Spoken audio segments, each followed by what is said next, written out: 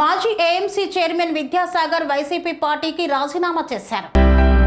చిత్తూరు జిల్లా కుప్పంలో వైసీపీకి రాజీనామా చేసిన మాజీ ఏఎంసీ చైర్మన్ విద్యాసాగర్ మీడియాతో మాట్లాడారు. విద్యాసాగర్ వైసీపీ బలోపేతానికి అన్ని విధాలా కృషి చేశాం.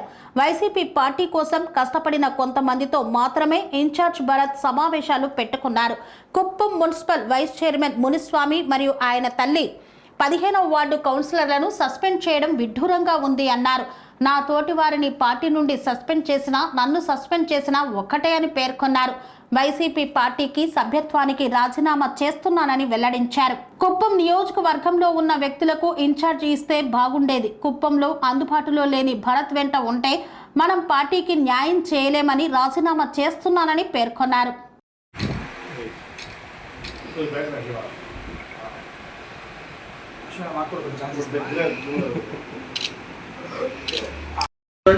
కూడా ఈ రోజు పోస్ట్ చేస్తున్నా.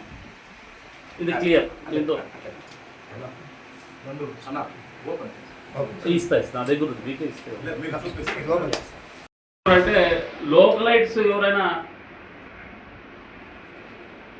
ఇన్ఛార్జెస్గా అవైలబిలిటీలో ఉండే వాళ్ళు పెట్టింటే అసలు ఈ పరిస్థితి ఉండదేమో అనిపిస్తా ఉంది నాకు.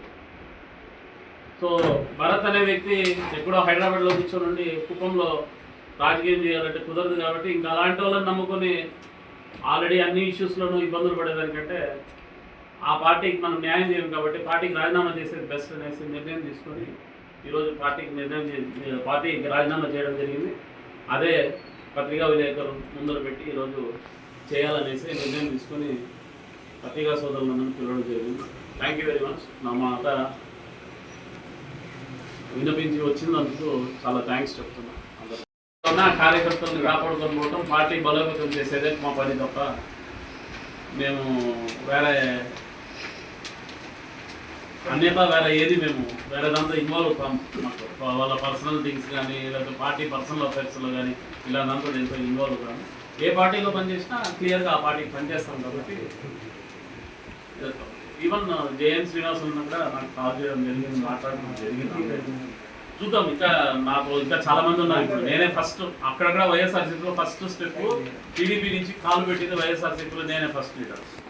ఇప్పుడు కూడా ఇక్కడ సస్పెన్షన్లో ఇవి డ్రామాలు జరుగుతున్నాయి. కానీ రాజీనామా ఇచ్చి పార్టీ వద్దని బయట పోవటం ఫస్ట్ క్యాండిడేట్ నేను ఈరోజు కూడా. కాబట్టి ఖచ్చితంగా ఏ పార్టీ మనకు వాల్యూ ఇస్తుంది అనుకుంటే ఆ పార్టీలో పనిచేస్తాం.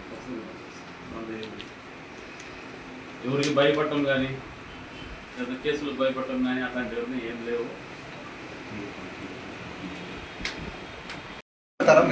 ఇప్పుడు వచ్చిన పరిస్థితుల ప్రకారం నేనైతే రాజీనామా చేస్తాను స్ట్రైట్ అవే. నేను అదే చెప్తున్నా కదా శివ, ఏ పార్టీకైనా పోవచ్చు, మీ సొంత నిర్ణయం ఇది. అందరినీ మీరు అన్నది 100% కష్టం. టీడీపీలో ఉన్న బయట పెత్తనమే. ఈ వైకాపా స్వతంత్రంగా కూడా నిర్వహించి పార్టీ బలోపేతానికి కూడా చాలా కృషి చేసినారు. అంతటి సముచిత స్థానంలో ఉండి ఆనాడు రాజీనామా చేసేదానికి గల కారణాలు ఏంటి? ఎక్కడైనా తెలుగుదేశమైనా వైఎస్ఆర్సీపీలైనా ఒక్కరి వల్లే పార్టీ నాశనం అయిపోతాం. ఆ ఒక్కరు ఎవరు మీకే తెలుసు. కాబట్టి నేను ఇంతకుముందు కూడా లోకల్ అని ఎందుకు చెప్తున్నానంటే, అంటే ఇప్పుడు బయట నుంచి వచ్చిన వ్యక్తులు ఇన్ఛార్జ్ల గురించి తప్పుగా నేనైతే ఏమి చెప్పడం లేదు. కానీ అప్పట్లో ఉన్న సిచ్యువేషన్ ప్రకారము ఒక్కరి వల్ల పార్టీ నాశనం అయిపోతాం. దీనివల్ల చాలామంది ఇబ్బందులు పడుతున్నాం.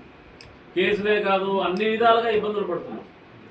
ఆ ఒక్కటి సెల్ఫిష్ కోసం అందరూ బలైపోతున్నాం. కాబట్టి అదొకటి. ఇంకొక నా ప్రత్యేక విన్నపం, మీకు లెటర్లో పంపించేయటము మరి విచిత్రంగా ఉంది. ఇది కనీసం ఏం జరిగిందని అడగకుండా కూడా ఎక్స్ప్లెనేషన్స్ తీసుకోకుండా అతను సస్పెండ్ చేసేది. దాని సారాంశంగా నేను కూడా మున్స్వామితో చాలా వరకు ట్రావెల్ చేసి జరగడం జరిగింది. అన్ని ఉన్న టూ పార్టీస్లో కూడా చాలా వరకు మేమిద్దరు కలిసి జర్నీ చేసింది అయింది. సో ఇలాంటి తరుణంలో వాళ్ళు సస్పెండ్ చేసినా నన్ను సస్పెండ్ చేసినా ఒకటే అనే భావంతో నాకు వీళ్ళేం సస్పెండ్ చేసేది నేనే పార్టీ నుంచి వైదొలిగేస్తాము అనేసి నిర్ణయం తీసుకొని నిన్న కొందరు నా సహచరులతో మాట్లాడడం జరిగింది. వాళ్ళు కూడా కరెక్ట్ నిర్ణయం తీసుకుంటున్నారని చెప్పారు. సో ఈరోజు పార్టీ అధ్యక్షులు శ్రీ వైఎస్ జగన్మోహన్ రెడ్డి గారికి అలాగే శ్రీ భువన కరుణాకర్ రెడ్డి గారికి నా రిసిగ్నేషన్ లెటర్స్ నేను పార్టీ సభ్యత్వం కానీ ఇంకా పలు దీంతో ఉన్నాను కాబట్టి రెస్పెక్టెడ్గా వాళ్ళకు పంపించడం జరుగుతుంది. ఇవే కాకుండా పార్టీలో ఏ పార్టీలో పనిచేసినా నా వరకు నాతో ఉన్న అందరూ హానెస్ట్గా పనిచేశారు. ఈవెన్ కేసులు తెచ్చుకోవడం కూడా జరిగింది, జైలు పంపించినారు, రౌడీ షీటర్లు ఓపెన్ చేశారు. ప్రజెంట్ కూడా ఇంకా కేసులు పెట్టుకొని తిరుగుతున్నాం. దాదాపు దగ్గర 9 సంవత్సరాల వెనక ఉన్న కేసులన్నీ కూడా ఇంకా మేము చిత్తూరు జిల్లా కోర్టులో తిరుగుతున్నాం. ఇలాంటి వాళ్ళని సస్పెండ్ చేయటము, వాళ్ళు ఈవెన్ మున్స్వామైనా చాలా కేసులు పెట్టారు. ఇలాంటి వాళ్ళని సస్పెండ్ చేయటం చాలా విడ్డూరంగా ఉంది. సేమ్ టైము మా వరకు కార్యకర్తలు ఎప్పుడు మమ్మల్ని ఏ రోజు మాకు ఫోన్ చేసినా ఇమీడియట్గా వాళ్ళ కష్టాలు కానీ ఏమైనా ఉంటే ఇమీడియట్గా అందుబాటులో ఉండే వ్యక్తులుగా మేము కుప్పంలోనే ఉన్నాం. కుప్పం వదిలేసి ఎక్కడా పోవటం లేదు. అలాగే ఇచ్చిన బాధ్యతలు ఏమైతే ఇచ్చారో మార్కెటింగ్ కమిటీ చైర్మన్ కానీ లేదా మునుస్వామికి ఇచ్చిన వైస్ చైర్మన్స్ కానీ ఎక్కడ మేము ఎలాంటి తప్పిదాలు చేయకుండా ఎలాంటి ఇష్యూస్ లేకుండా ఊర్లు వదిలేసి బయట పోకుండా ముఖ్యంగా కుప్పంలోనే ఉంటూ మాకు అందుబాటులో ఎవరైతే కార్యకర్తలు మా గురించి మా దగ్గరకు వచ్చి మాట్లాడతారో వాళ్ళకు వీలైనంతవరకు హెల్ప్ చేసేటట్టు జరుగుతుంది. కానీ ఎప్పుడు ఊరు వదిలేసి బయట ఉండటం మాత్రం లేదు. లీడర్షిప్ ఎవరైతే ఉండి ఏ పార్టీ అయినా లోకల్ లీడర్షిప్ ఉండి మేము వెన్న ఉంటామనే నాయకులతోనే ప్రయాణించండి. ఏ పార్టీ అయినా ఇక్కడ ఏ పార్టీలో పనిచేయాలనేది ఎథిక్స్ పెట్టుకునేసి డ్యామేజ్ అయ్యేదానికంటే ఏ పార్టీలో పనిచేసినా లోకల్ లీడర్షిప్ ఉండి మమ్మల్ని కాపాడతారు అనే నాయకులతో పనిచేయటము, ట్రావెల్ చేయడం బెస్ట్ అనేసి నా డెఫినెట్గా ఇప్పటివరకు ఒక లీడర్షిప్ లీడ్ చేసిన వ్యక్తులు మేము. ఏ పార్టీకి అవసరమైతే ఆ పార్టీ నిర్ణయాలు బట్టి ఆ పార్టీలో ఉండే మా సముచిత స్థానం చూసుకుంటూ ఖచ్చితంగా ఎప్పుడు పబ్లిక్లోనే ఉండాలనుకుంటా ఉన్నాం. కాబట్టి ఇది రాజకీయ సన్యాసం అయితే కాదు. ప్రాపర్ రాజకీయాలు చేయలేకపోతున్నామనే ఒక బాధతోనే బయట పోవడం జరుగుతూ ఉంది. కానీ ఇప్పుడేమో కొత్తగా గవర్నమెంట్ వచ్చింది, గవర్నమెంట్లో వెళ్ళిపోతే పనులు చేసుకుంటామనే వ్యక్తి అయితే నేనైతే కాదు. నేను 2017లోనే చంద్రబాబు నాయుడు గారు సీఎంగా ఉన్నప్పుడే పార్టీ రాజీనామా చేసి నేను వైఎస్ఆర్సీపీలో పార్టీలో వచ్చిన అందరికీ తెలిసి వచ్చిన తర్వాత ఈ కుప్పంలో నేను స్టేట్లో లేకపోతే డిస్ట్రిక్ట్ దాని గురించి నేను పనికిరాని మాటలు మాట్లాడదలుచుకోలేదు. కుప్పంలో మేము అంటూ ఒక గుర్తింపు తెప్పించాము. పార్టీలో కష్టపడతాము, ఎలా కష్టపడతాం హానెస్ట్గా అనేది మాత్రం క్లియర్గా ప్రూవ్ చేసుకున్నాం. కాబట్టి ఖచ్చితంగా మేము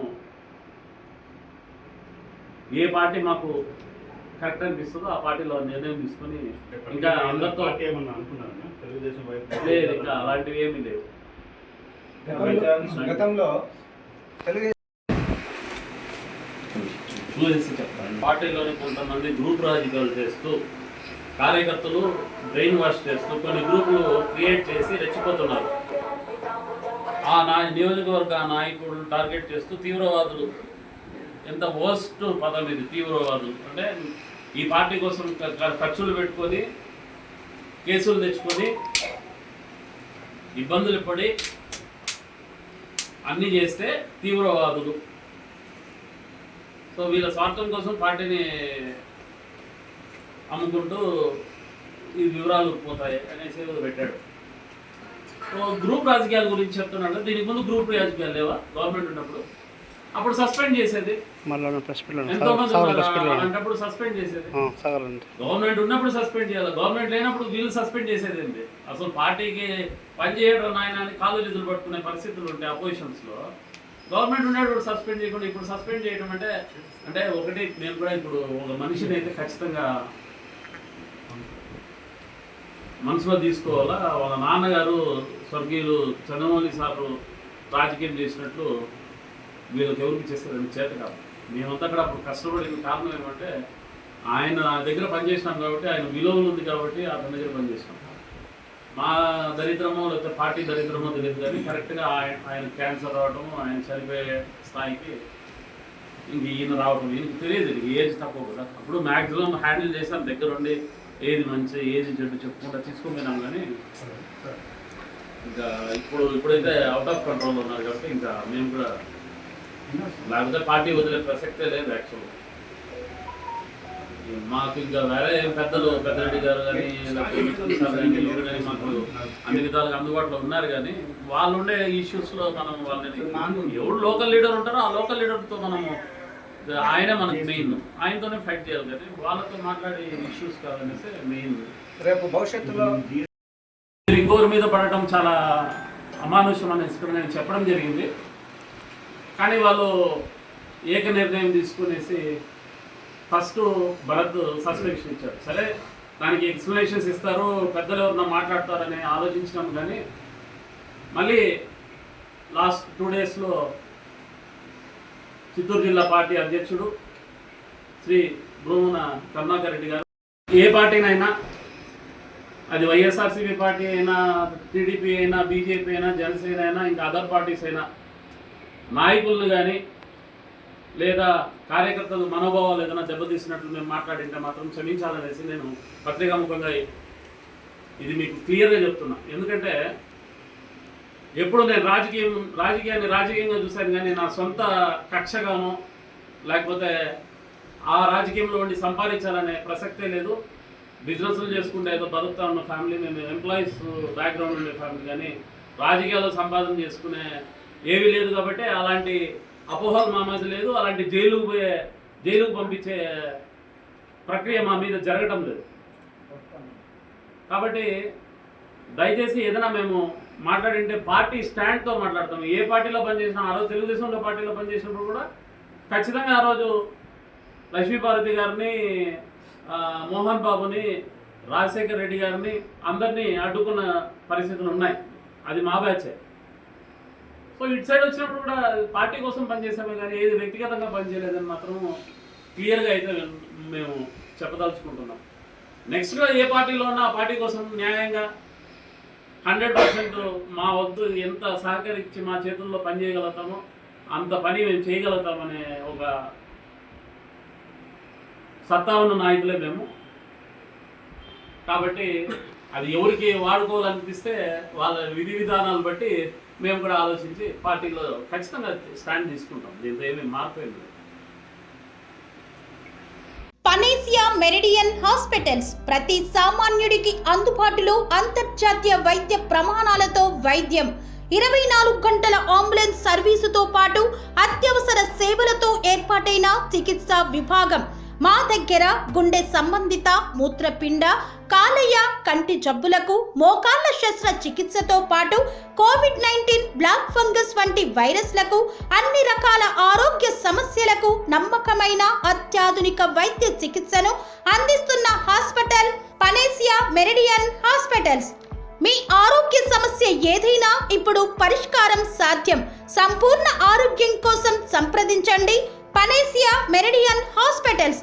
ఆపోజిట్ భీరంగూడ కమాన్, RC Puram, Sangareddy district. Pin code 502032. సంప్రదించాల్సిన ఫోన్ నెంబర్ 0845524177 మరియు 7893757770.